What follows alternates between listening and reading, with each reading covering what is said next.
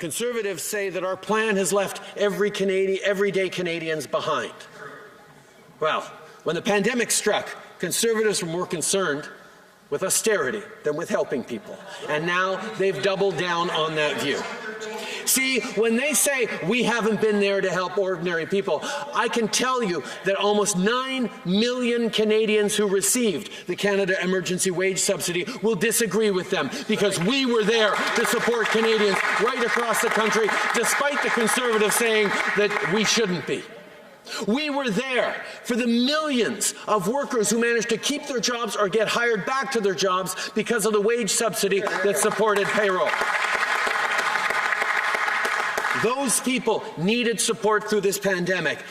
And the issue that keeps coming back from the Conservatives is that, oh, we're doing too much, we're investing too much in Canadians, we're helping Canadians too much, it's irresponsible for the future. The reality is, as I said, the best way to recover the economy of this country is to support Canadians through this health crisis. That's what Conservatives don't understand.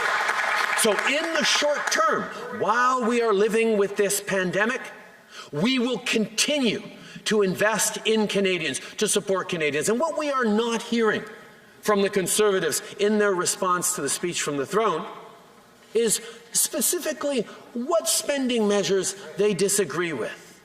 Do they disagree with the extension of the Canada Emergency Wage Subsidy? Because that's in the speech from the throne. We're extending it through to next summer. Do they disagree with the fact that we are taking the $500 a week that people got through CERB, and now we're going to be delivering it, continuing to deliver it through the EI system, and with a benefit that is going to support those Canadians who still can't access EI? We know that supporting Canadians who need it for $500 a week through the continuation of this pandemic is essential, and yet the Conservatives don't seem to want us to do that. So my question continues to be, what do they actually disagree with?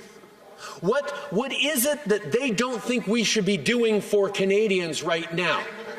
Where do they leave Canadians aside? Where do they say, you know what, we've got to recover the economy, so we have to stop spending? If we hadn't stepped up as a federal government right across the country, in every province and territory, to put money directly in people's pockets from the beginning of this pandemic, what would Canadians have done? First of all, they would have had to go into further debt to pay for groceries, to pay for their rent. And you know, the help we gave was significant, but not only did it prevent them from going deeper into debt, but it also prevented many people from having to use the food banks, many people from losing their homes and jobs. Now, the reality is there are still far too many people who did have to go to food banks, but that's why we invested hundreds of millions of dollars in food banks and shelters and supports for the most vulnerable across the country. Every step of the way, we had Canadians back, and we are committing now, as we approach this second wave, to continue to have people's back. And the Conservatives would rather vote for an election right now rather than support people. Now, they do ask questions that a lot of Canadians are asking about, well, what is the path for our deficit? Are we going to be fiscally responsible? And that's where we have to make a very clear distinction between the short-term measures that are there to support Canadians and the long-term recovery plan in a post-pandemic world. Because the short-term measures we need to support Canadians, we will be there for. We will support Canadians through this pandemic in all the ways we need to, because that's the best way to get us to a strong economy on the other side. Again, what the Conservatives don't understand is doing less to support Canadians would actually hurt our economy in the long run, lead to a slower recovery, lead to greater deficits.